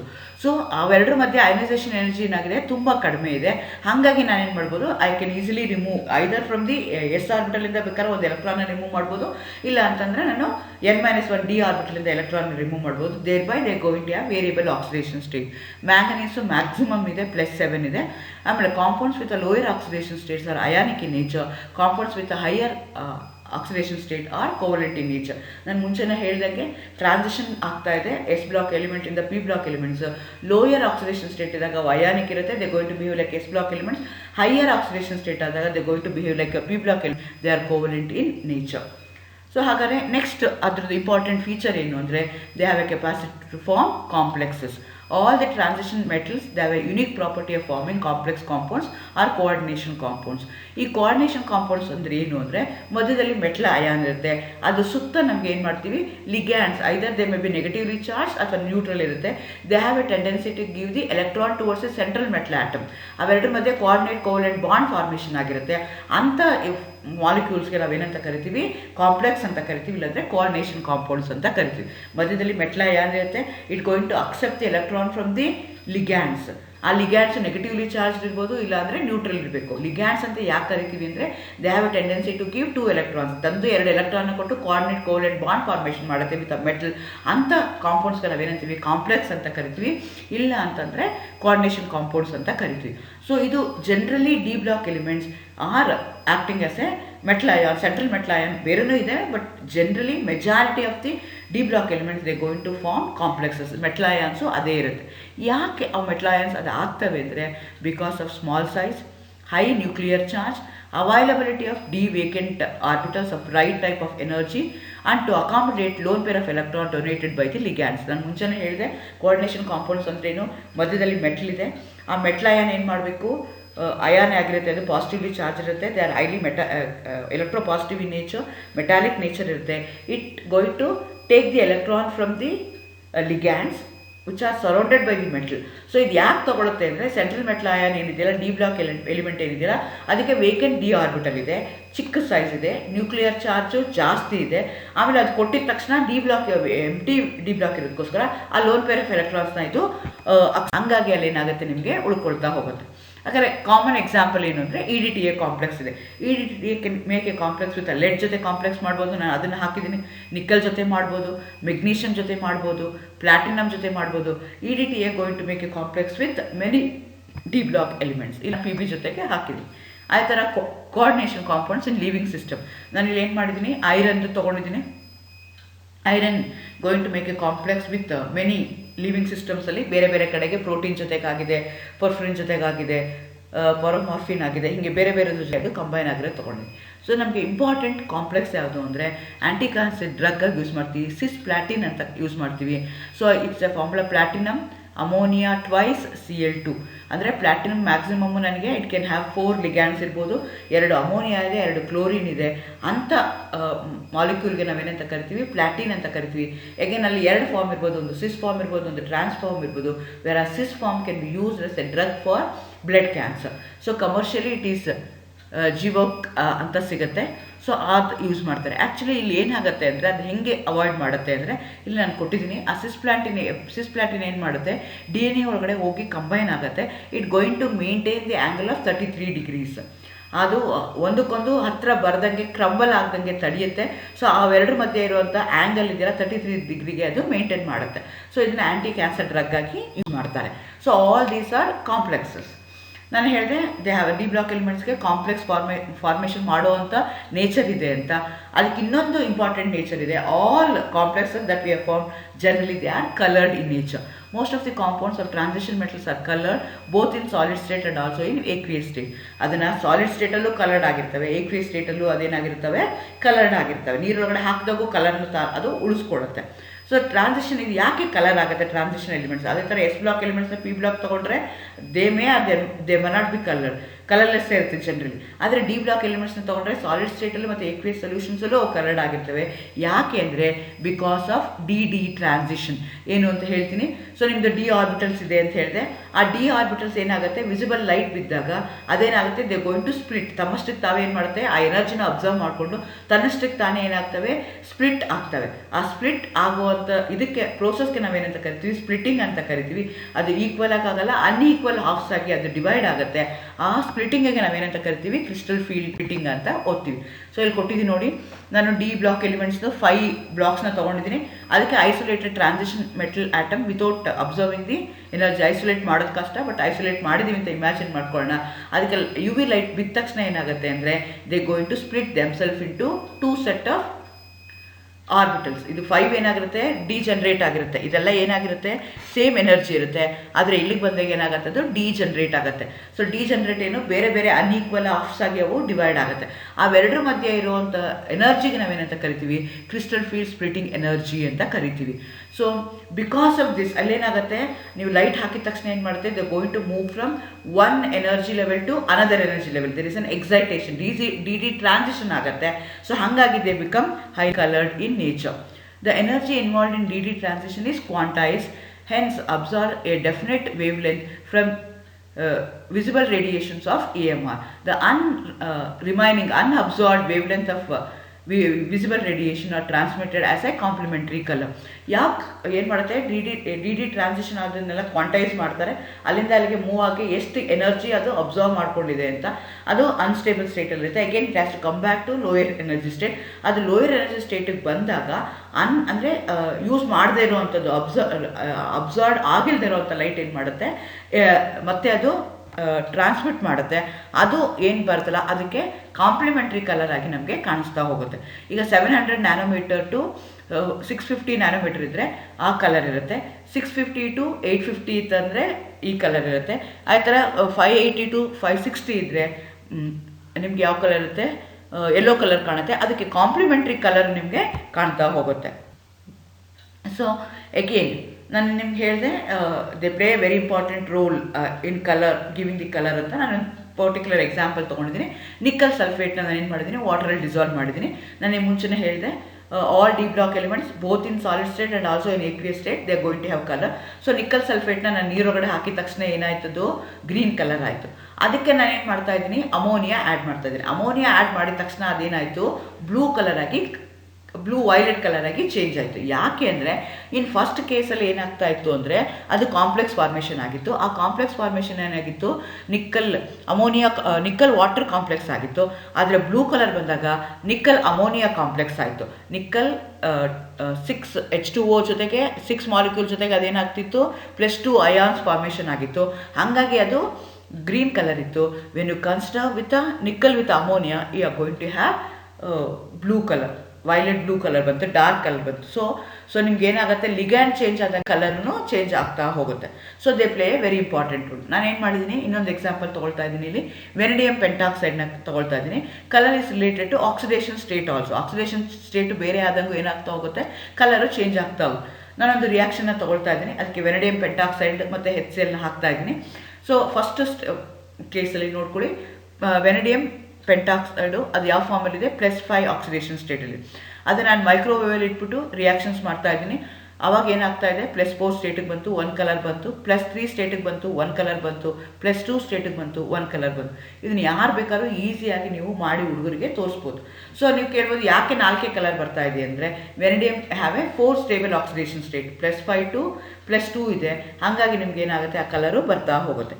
ಸೊ ಆದರೆ ಇನ್ನೊಂದು ಎಕ್ಸ್ಪೆರಿಮೆಂಟ್ ಮಾಡಬೇಕು, ಸಿಂಪಲ್ ಆಗಿರುವಂಥ ಎಕ್ಸ್ಪೆರಿಮೆಂಟ್ ಅಂದರೆ, ಮ್ಯಾಂಗನೀಸ್ದು KMnO4 ನಿಮ್ಗೆ ಗೊತ್ತು, +7 ಸ್ಟೇಟಲ್ಲಿದೆ ಅಂತ. ಎಕ್ವಿಯಸ್ ಆಲ್ಕಲೈನ್ ಸೊಲ್ಯೂಷನ್ನ ತೊಗೊಂಡು ಫಿಲ್ಟರ್ ಮಾಡಿದ್ರೆ, ಮೇಲ್ಗಡೆ ನೋಡ್ಕೊಳ್ಳಿ, ಫಿಲ್ಟರ್ ಪೇಪರ್ ಮೇಲ್ಗಡೆ ನಿಮ್ಗೆ ಏನಾಗ್ತಾ ಇದೆ, ಆರ್ಡಿನರಿ ಫಿಲ್ಟರ್ ಪೇಪರೇ ಯೂಸ್ ಮಾಡಿದ್ದೀನಿ, ಲ್ಯಾಬಲ್ಲಿ ಯೂಸ್ ಮಾಡುವಂಥ ಫಿಲ್ಟರ್ ಪೇಪರ್ನ ಯೂಸ್ ಮಾಡಿದ್ದೀನಿ. ಮೇಲ್ಗಡೆ ನೋಡಿದ್ರೆ ಯಾವ ಕಲರ್ ಇದೆ, ಅದು ನಿಮಗೆ ಮ್ಯಾಂಗನೀಸ್ KMnO4 ಗೊತ್ತು, ಪಿಂಕ್ ಕಲರ್ ಇರುತ್ತೆ. ಆದರೆ ಕೆಳಗಡೆಯಿಂದ ನೋಡಿದ್ರೆ ಅದೇನಾಗುತ್ತೆ, ಗ್ರೀನ್ ಕಲರ್ ಆಗುತ್ತೆ. ಇದು ಯಾಕೆ ಅಂದರೆ, cellulose present in the paper reduces KMnO4 to K2MnO4. ಅಂದರೆ ಅಲ್ಲಿ Mnದು ಏನಾಗುತ್ತೆ, +6 ಆಯಿತು. ಸೊ ಮೇಲ್ಗಡೆ ಇರೋದು +7 ಸ್ಟೇಟಲ್ಲಿದೆ, ಕೆಳಗಡೆ ಇರೋದು +6 ಸ್ಟೇಟಲ್ಲಿದೆ. ಹಾಗಾಗಿ ಅದೇನಾಗ್ತಾ ಹೋಗುತ್ತೆ, ಕಲರ್ ಆಗುತ್ತೆ. ಹಾಗೆ ನಾನು ಫರ್ದರ್ ರೆಡ್ಯೂಸ್ ಮಾಡ್ಕೊಳ್ತಾ ಹೋದರೆ Mn +4 ಬರುತ್ತೆ, that will be yellow colour. So this is the way the oxidation colour ಯಾವ್ದು ಮೇಲಿದೆ ಆಕ್ಸಿಡೇಷನ್ ಸ್ಟೇಟ್ ಮೇಲೆ ಡಿಪೆಂಡ್ ಆಗುತ್ತೆ, ಲಿಗ್ಯಾಂಡ್ ಮೇಲೆ ಡಿಪೆಂಡ್ ಆಗುತ್ತೆ. It depends upon so many factors. And the next property is catalytic properties. Many transition metals and their compounds act as catalysts. Industrially very important property ಯಾವುದು ಅಂದರೆ they act as a catalysts. ಯಾಕೆ ಆ catalytic properties ತೋರಿಸ್ತವೆ ಅಂದರೆ availability of vacant d orbitals ಇರುತ್ತೆ. So they are going to show the variable oxidation state. Greater the number of oxidation state, greater the intermediates, unstable compounds which provide an alternative for low EA for the reactants, hence increase in the rate of the reaction. ನಾವು ಯಾವುದನ್ನ catalyst ಅಂತ ಕರಿತೀವಿ, rate of reaction ಏನು ಮಾಡಬೇಕು, reduce ಮಾಡಬೇಕು, ಅಥವಾ the path that take energy of activation ಏನಿದೆಯಲ್ಲ ಅದು ಕಡಿಮೆ ಆಗಬೇಕು. ಆವಾಗ ಏನಾಗುತ್ತೆ, ನಾನು ಅದು ಕಡಿಮೆ ಮಾಡೋದಕ್ಕೋಸ್ಕರ ಕೆಟಲಿಸ್ಟ್ನ ಯೂಸ್ ಮಾಡ್ತೀನಿ. ಸೊ ಇಲ್ಲಿ because of the vacant d orbitals ಇರೋದ್ರಿಂದ, ಆಮೇಲೆ ವೇರಿಯಬಲ್ ಆಕ್ಸಿಡೇಷನ್ ಸ್ಟೇಟ್ ಇರೋದ್ರಿಂದ ಆವಾಗ ಏನಾಗುತ್ತೆ, it can form number of intermediates. So intermediates ಬಂದಾಗ ಏನಾಗುತ್ತೆ, ಆಲ್ಟರ್ನೇಟಿವ್ ಪಾತ್ ಆಗುತ್ತೆ. ಆಲ್ಟರ್ನೇಟಿವ್ ಪಾತ್ ಯೂಸ್ ಮಾಡಿದಾಗ ಎನರ್ಜಿ ಆಫ್ ಆಕ್ಟಿವೇಶನ್ ಏನಾಗುತ್ತೆ, ಆಟೋಮೆಟಿಕಲಿ ಕಡಿಮೆ ಆಗುತ್ತೆ. ಸೊ ಹಾಗಾದಾಗ ಏನಾಗುತ್ತೆ, ನಿಮ್ಮದು ರೇಟ್ ಆಫ್ ರಿಯಾಕ್ಷನ್ನು ಇನ್ಕ್ರೀಸ್ ಆಗುತ್ತೆ. So moreover particularly when you use finely divided surface area, finely divided nickel ಆಗಿರ್ಬೋದು, ಪ್ಲಾಟಿನಮ್ ಆಗಿರ್ಬೋದು, ಕಾಪರ್ ಆಗಿರ್ಬೋದು, ಇದನ್ನೆಲ್ಲ ನಾವೇನು ಮಾಡ್ತೀವಿ, ಕೆಟಲಿಸ್ಟ್ ಆಗಿ ಯೂಸ್ ಮಾಡ್ತೀವಿ. ಫೈನ್ಲಿ ಡಿವೈಡೆಡ್ ಮಾಡಿದಾಗ ಅಬ್ಸರ್ಪ್ಷನ್ ಪ್ರಾಪರ್ಟಿನೂ ಆಗುತ್ತೆ. ಸೊ ಹಾಗಾಗಿ ಏನಾಗುತ್ತೆ, they provided large surface area. Again they are metals ಅಂದರೆ ಅದನ್ನು ಮೆಲೆಬೆಲ್ ಮಾಡ್ಬೋದು, ಸಣ್ಣದಾಗಿ ಎಷ್ಟು ಸಣ್ಣ ಶೀಟ್ ಬೇಕಾದ್ರೂ ನಾನು ಮಾಡ್ಕೋಬೋದು, ಫೈನ್ ಪೌಡ್ರಾಗಿ ಅದನ್ನು ಮಾಡ್ಕೋಬೋದು. ಅವಾಗ ಏನಾಗುತ್ತೆ, ಕೆಮಬ್ಸರ್ಪ್ಷನ್ ಆಗುತ್ತೆ, ಸರ್ಫೇಸ್ ಏರಿಯಾ ಅಬ್ಸರ್ಪ್ಷನ್ ಆಗುತ್ತೆ. ಹಾಗಾದಾಗ ಏನಾಗುತ್ತೆ, ರೇಟ್ ಆಫ್ ರಿಯಾಕ್ಷನ್ನು ಜಾಸ್ತಿ ಆಗುತ್ತೆ. More over they act as A catalyst. ಹಾಗೆ ತೊಗೊಂಡ್ರು ಕೆಟಲಿಸ್ಟಾಗಿ ಆ್ಯಕ್ಟ್ ಮಾಡುತ್ತೆ, ಆದರೆ ಫೈನ್ಲಿ ಡಿವೈಡೆಡ್ ಆಗಿ ತೊಗೊಂಡ್ರು ಅದಕ್ಕೆ ಕೆಟಲಿಸ್ಟಾಗಿ ಆ್ಯಕ್ಟ್ ಮಾಡ್ತಾ ಹೋಗುತ್ತೆ. ಸೊ ಕೆಲವೊಂದು ಎಕ್ಸಾಂಪಲ್ ಹೇಳಬೇಕು ಅಂದರೆ, finally divided iron act as A catalyst in the manufacture of ammonia by Haber's process. Vanadium pentoxide V2O5 act as a catalyst for oxidation of SO2 to SO3 in contact process.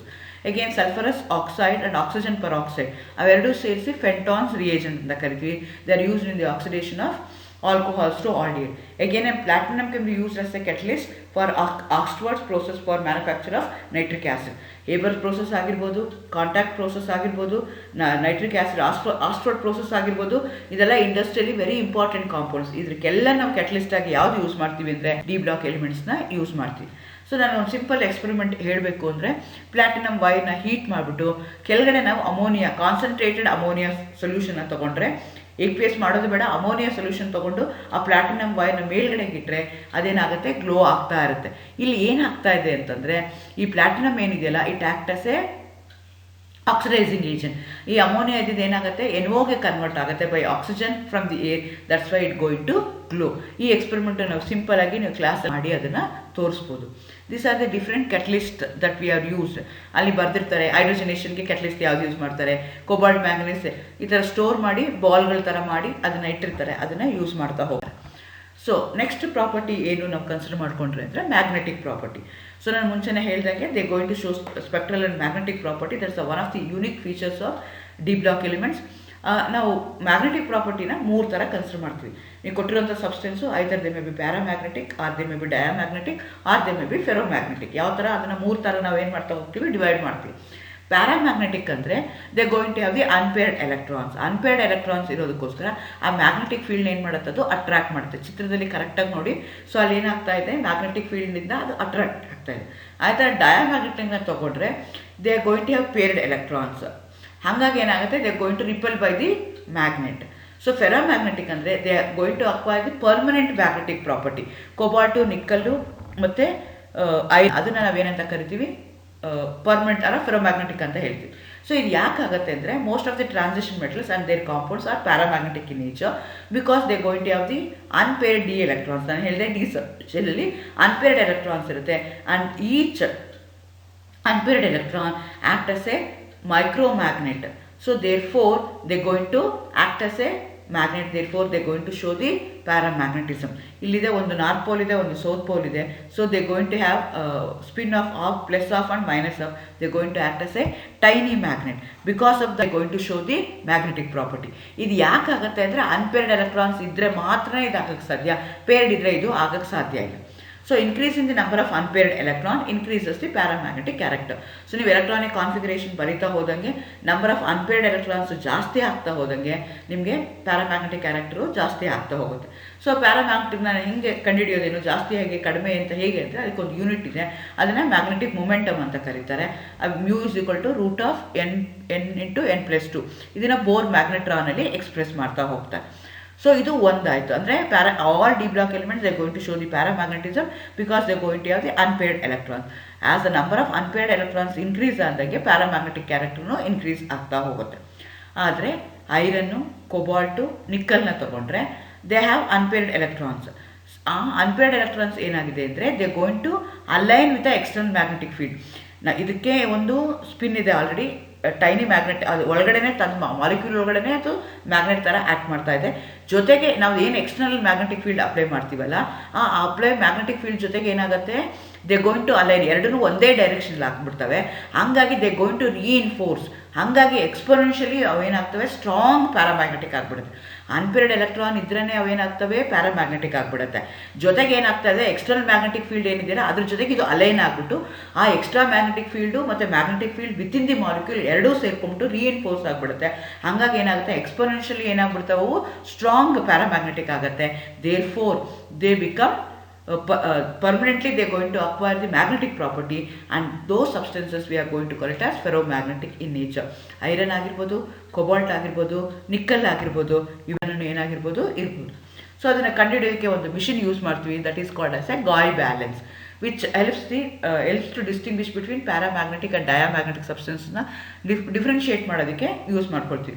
ಕೇರ್ಫುಲ್ಲಾಗಿ observe ಮಾಡಿ, ಅಲ್ಲೊಂದು magnetic ಇದೆ, paramagnetic ಸಬ್ಸ್ಟೆನ್ಸ್ನ ತೊಗೊಂಡ್ರೆ they way more due to under the influence of the magnetic field, whereas the diamagnetic consider ಮಾಡಿದ್ರೆ they do not change the weight loss ಆಗುತ್ತೆ, ಆದರೆ increase ಆಗಲ್ಲ. ನೀವು ಕೇರ್ಫುಲ್ಲಾಗಿ ಚಿತ್ರನ ನೋಡಿದ್ರೆ ಗೊತ್ತಾಗುತ್ತೆ. ಗಾಯ್ ಮ್ಯಾಗ್ನೆಟ್ ಇದೆ, ಒಂದು ಕಡೆ ಮ್ಯಾಗ್ನೆಟ್ ಇದೆ, ಆ ಕಡೆಗೆ ನಾನು ಸಬ್ಸ್ಟೆನ್ಸ್ ಇಟ್ಟಿದ್ದೀನಿ. ಆ ಸಬ್ಸ್ಟೆನ್ಸ್ ಏನಾದರೂ ಪ್ಯಾರಾಮ್ಯಾಗ್ನೆಟಿಕ್ ಆಯಿತು ಅಂದರೆ ಮೇಲ್ಗಡೆ ಹೋಗುತ್ತೆ, ತೂಕ ಜಾಸ್ತಿ ಆಗುತ್ತೆ. ಡಯಾಮ್ಯಾಗ್ನೆಟಿಕ್ ಅಂದರೆ ತೂಕ ಕಡಿಮೆ ಆಗುತ್ತೆ. ಸೊ ನಿಮಗೆ ಆ್ಯಕ್ಚುಯಲ್ ಪಿಕ್ಚರ್ ನೋಡಬೇಕು ಅಂದರೆ ಇಲ್ಲಿದೆ ನೋಡಿ. ಸೊ ಇವೆರಡರ ಮಧ್ಯದಲ್ಲಿ ಏನಾಗಿದೆ, ಎರಡು ಮ್ಯಾಗ್ನೆಟ್ ಇಟ್ಟಿದ್ದಾರೆ, ಮಧ್ಯದಲ್ಲಿ ನಿಮ್ಗೆ ಏನಾಗ್ತಾ ಇದ್ದಾರೆ, ಒಂದು ಬ್ಯಾಲೆನ್ಸಿಂಗ್ ವೈರ್ ಇಟ್ಟಿದ್ದಾರೆ, ಜೊತೆಗೆ ಸ್ಯಾಂಪಲ್ ಟ್ಯೂಬ್ಗಳನ್ನ ಇಡೋದಕ್ಕೆ ಒಂದು ಇಟ್ಟಿದ್ದಾರೆ. ಸೊ ಅದು ಇಟ್ಟಾಗ ಏನು ಮಾಡುತ್ತೆ, ಆ ಬ್ಯಾಲೆನ್ಸಿಂಗ್ ಟ್ಯೂಬ್ ಏನಿದೆಯಲ್ಲ, ಬ್ಯಾಲೆನ್ಸಿಂಗ್ ವೈರ್ ಏನಿದೆಯಲ್ಲ ಅದು ಇನ್ಕ್ರೀಸ್ ಅಥವಾ ಡಿಕ್ರೀಸ್ ಆಗುತ್ತೆ. From that will come to know that whether it's magnetic or paramagnetic. Generally D block elements are paramagnetic in nature. Next important property ಏನಂದರೆ ಎಲೆಕ್ಟ್ರೋಡ್ ಪೊಟೆನ್ಷಿಯಲ್. ನಿಮಗೆ ಗೊತ್ತು, ಯಾವ್ಯಾವುದು metals ಆಗಿ ಆ್ಯಕ್ಟ್ ಮಾಡ್ತಾವಲ್ಲ ಅವಕ್ಕೆಲ್ಲನೂ ನಾವೇನಂತ ಕರಿತೀವಿ, all those metals they going to have reduction potential, strong reducing ಏಜೆಂಟ್ಗಳಾಗಿ act ಮಾಡ್ತವೆ.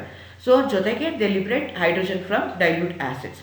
ನೆಗೆಟಿವ್ ಎಲೆಕ್ಟ್ರೋಡ್ ಪೊಟೆನ್ಷಿಯಲ್ ಇರಬೇಕು, ನೆಗೆಟಿವ್ ರಿಡಕ್ಷನ್ ಪೊಟೆನ್ಷಿಯಲ್ ಇರಬೇಕು, they act as reducing agent and they liberate hydrogen from the dilute acid. ಆದರೆ copper does not liberate hydrogen from the dilute acid because of its positive electrode potential. ನಾನು ವ್ಯಾಲ್ಯೂಸ್ನ ಕೊಟ್ಟಿದ್ದೀನಿ. Scandium ನೋಡಿ, ಕಾಪರ್ಗಾದರೆ ಏನಾಗ್ತಾ ಇದೆ, ನಿಮಗೆ plus ಬರ್ತಾ ಇದೆ, ಮಿಕ್ಕಿದಕ್ಕೆಲ್ಲ ಏನಾಗ್ತಾ ಇದೆ, ನೆಗೆಟಿವ್ ರಿಡಕ್ಷನ್ ಪೊಟೆನ್ಷಿಯಲ್ ಇದೆ. ಹಾಗಾಗಿ ಅವಕ್ಕೆಲ್ಲನೂ ಏನಾಗುತ್ತೆ, all of them act as a reducing agent except copper. ಕಾಪರ್ಗೆ ಪಾಸಿಟಿವ್ ಎಲೆಕ್ಟ್ರೋಡ್ ಪೊಟೆನ್ಷಿಯಲ್ ಇದೆ. ಆಯ್ತಾ, ನೀವು ಜಿಂಕ್ಗೆ ಕನ್ಸಿಡರ್ ಮಾಡಿಕೊಂಡ್ರೆ ಅಥವಾ ಮ್ಯಾಂಗನೀಸ್ಗೆ ಕನ್ಸಿಡರ್ ಮಾಡಿಕೊಂಡ್ರೆ ಕೇರ್ಫುಲ್ಲಾಗಿ ಮಾಡಿ, ಮ್ಯಾಂಗನೀಸ್ಗೆ ಏನಾಗ್ತದೆ -1.18 ಇದೆ, ಐರನ್ಗಾದರೆ -0.44 ಇದೆ, ಅದ್ರ ಕ್ರೋಮಿಯಮ್ಗಾದರೆ -0.74 ಇದೆ. ಯಾಕೆ ಎಲೆಕ್ಟ್ರೋಡ್ ಪೊಟೆನ್ಷಿಯಲ್ಲು ಮ್ಯಾಂಗನೀಸ್ಗೆ ಜಾಸ್ತಿ ಆಗ್ತಾ ಇದೆ ಅಂದರೆ, ಸಿಮಿಲರ್ ಟು ಜಿಂಕ್ ಆಲ್ಸೋ. ಯಾಕೆ ಅಂದರೆ ಮ್ಯಾಂಗನೀಸಲ್ಲಿ ಆಫ್ ಫೀಲ್ಡ್ ಇದೆ, ಆಫ್ ಫೀಲ್ಡ್ ಇರೋದಕ್ಕೋಸ್ಕರ ಎಕ್ಸ್ಟ್ರಾ ಸ್ಟೆಬಿಲಿಟಿ ಬರುತ್ತೆ. ಅದೇ ಥರ ಜಿಂಕ್ಗೆ ಕಂಪ್ಲೀಟ್ಲಿ ಫಿಲ್ಡ್ ಡಿ ಆರ್ಬಿಟಲ್ ಇದೆ, D10 ಎಲೆಕ್ಟ್ರಾನಿಕ್ ಕಾನ್ಫಿಗರೇಷನ್ ಇದೆ. Therefore it going to show the some stability. Therefore they going to act as electrode ಪೊಟೆನ್ಷಿಯಲಲ್ಲಿ ಜಾಸ್ತಿ ಹೋಗುತ್ತೆ. Next important property is that formation of interstitial compounds. ಹಂಗಂದ್ರೆ ಏನು? Most transition metals form interstitial compounds. Interstitial compounds ಅಂದರೆ ಏನು ಅಂದರೆ, D block elements ಇದೆ, ಅದರೊಳಗಡೆ small atoms like carbon, hydrogen, nitrogen ಅವನ್ನೆಲ್ಲ ಏನು ಮಾಡ್ತಾರೆ, ಟ್ರ್ಯಾಪ್.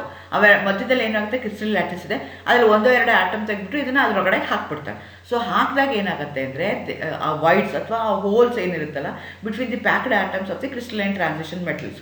ಸೊ ಇದು ಏನಾಗಿರುತ್ತೆ, ಯೂನಿಫಾರ್ಮ್ ಆಗಿರಲ್ಲ, ಸೊ ನಾನ್ ಸ್ಟ್ರೈಕ್ಯೋಮೆಟ್ರಿಕ್ ಆಗಿರುತ್ತೆ. So typically they may be ionic ಇರ್ಬೋದು, ಇಲ್ಲಾಂದರೆ ಕೋವಲೆಂಟ್ ಇರ್ಬೋದು, TiC ಇರ್ಬೋದು, Mn4n ಆಗಿರ್ಬೋದು, Fe3H ಆಗ್ಬೋದು, ಹಾಗೆ ವೆನಿಡಿಯಮ್ H 0.56 ಆಗ್ಬೋದು, ಹಾಗೆ ಟೈಟಾನಿಯಂ. ಈ ಮೆಟಲ್ ಇದರಲ್ಲಿ ಏನಾಗ್ತಾ ಹೋಗುತ್ತೇವೆ, ನಾವು ಇಂಡಸ್ಟ್ರಿಯಲ್ ಕಾಂಪೌಂಡ್ಸ್ನ ಇನ್ಸರ್ಟ್ ಮಾಡ್ತಾ ಹೋಗ್ತೀವಿ. ಈ ಇನ್ಸರ್ಟ್ ಮಾಡೋದ್ರಿಂದ ಏನಾಗುತ್ತೆ ಅಂದರೆ ಅದರದ್ದು ಪ್ರಾಪರ್ಟಿ ಏನಿದೆಯಲ್ಲ ಆ ಪ್ರಾಪರ್ಟಿ ಇನ್ಕ್ರೀಸ್ ಆಗ್ತಾ ಹೋಗುತ್ತೆ. ಯಾವ ಥರ ಇನ್ಕ್ರೀಸ್ ಆಗುತ್ತೆ ಅಂದರೆ ಫಿಸಿಕಲ್ ಪ್ರಾಪರ್ಟೀಸ್ ಅದ್ರದ್ದು ಆ ಕಾಂಪೌಂಡ್ ಏನಿದೆಯಲ್ಲ ಇಂಡಸ್ಟ್ರಿಯಲ್ ಕಾಂಪೌಂಡ್ಸ್ ಅಂತ ಏನು ಹೇಳ್ತೀವಲ್ಲ ಅದ್ರದ್ದು ಕಾಂಪೌಂಡು ಮೆಲ್ಟಿಂಗ್ ಪಾಯಿಂಟ್ ಜಾಸ್ತಿ ಆಗುತ್ತೆ than that of the pure ಮೆಟಲ್ಗಿನ ಮೆಲ್ಟಿಂಗ್ ಪಾಯಿಂಟ್ ಜಾಸ್ತಿ ಆಗುತ್ತೆ, ಹಾರ್ಡ್ ಆಗ್ತವೆ, ಮೆಟಾಲಿಕ್ ಕಂಡಕ್ಟಿವಿಟಿ ಜಾಸ್ತಿ ಆಗ್ತಾ ಹೋಗುತ್ತೆ. ಹಾಗಾಗಿ ಇಂಡಸ್ಟ್ರಿನಲ್ಲಿ ಅದನ್ನು ಯೂಸ್ ಮಾಡ್ಕೊಳ್ತಾ ಹೋಗ್ಬೋದು. And chemically they will become inert. ಆ ಇಂಡಸ್ಟ್ರಿಯಲ್ ಕಾಂಪೌಂಡ್ ಫಾರ್ಮೇಷನ್ ಆಗೋದ್ರಿಂದ ಇಷ್ಟೆಲ್ಲ ನನಗೆ ಅಡ್ವಾಂಟೇಜಸ್ ಇದೆ. ಹಾಗಾಗಿ ಏನು ಮಾಡ್ತೀನಿ, ಐದರ್ ಹೈಡ್ರೋಜನ್ ಕಾರ್ಬನ್ ನೈಟ್ರೋಜನ್ನ ಟ್ರ್ಯಾಪ್ ಮಾಡಿ ನಾನು d block elements metal crystal ಒಳಗಡೆ ಹಾಕ್ತೀನಿ. ಮೆಲ್ಟಿಂಗ್ ಪಾಯಿಂಟ್ ಜಾಸ್ತಿ ಆಗುತ್ತೆ, ಹಾರ್ಡ್ ಆಗ್ತಾ ಹೋಗುತ್ತೆ, hard similar to that of diamond ಅಂತಲೂ ಹೇಳ್ತಾರೆ, ಅಷ್ಟು ಹಾರ್ಡ್ ಆಗ್ತಾ ಹೋಗುತ್ತೆ, ಮೆಟಾಲಿಕ್ ಕಂಡಕ್ಟಿವಿಟಿ ಇನ್ಕ್ರೀಸ್ ಆಗ್ತಾ ಹೋಗುತ್ತೆ. ಆಮೇಲೆ chemically they will become because of all these property we can convert them into industrial compounds. Thank you.